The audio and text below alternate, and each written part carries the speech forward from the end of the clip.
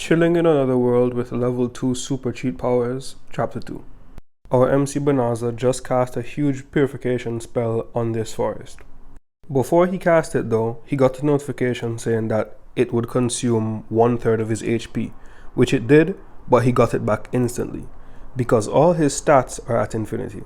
And not only that, he is now at level 367, coming from level 2. But because he doesn't know what the infinity symbol is and his level is so high, he's wondering maybe something is wrong with the stat screen.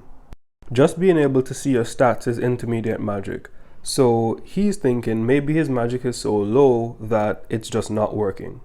He starts thinking to himself that he can't go back to the city because if he does, they'll probably lock him up.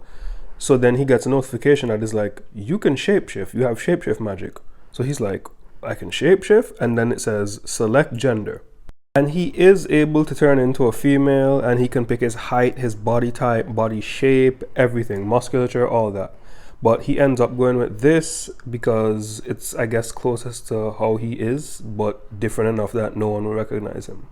And not only does he have shape-shifting magic, he has teleportation magic, so he can teleport right back to the castle town. He makes it back to the castle town and he's like, okay then, I need a job, I need money. He's a merchant, but he can't just get into a merchant's guild like that. He'd probably need a recommendation, so he decides it's better if he just goes to an adventurer's guild instead. He goes into one, gets the usual information about the ranking system.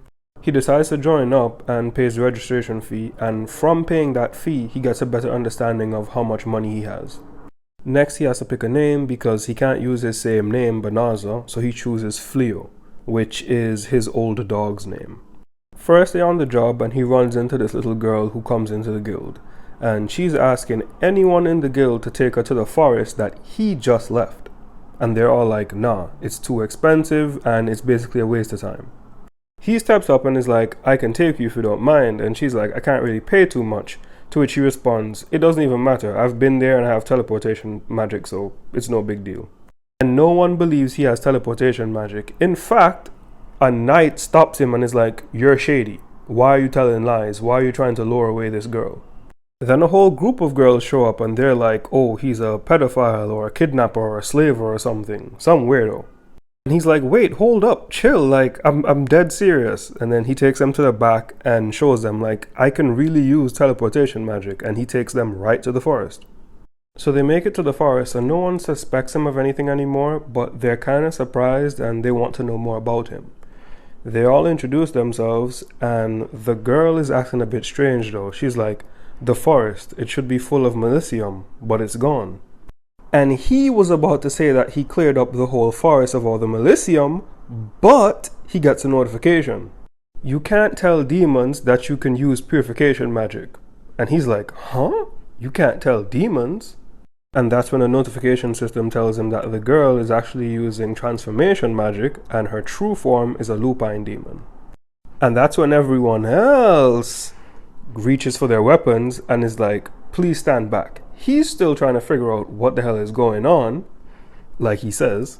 And that's when this lead knight explains, we've known from jump that this girl has been a demon.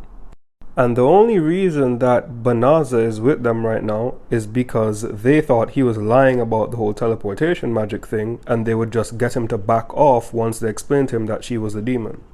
And at first it's like, no way this girl is a demon, bro. But then she starts to show her true colors. She transforms into this giant fox demon and introduces herself as the sister of a general, basically. And that's the end of chapter 2.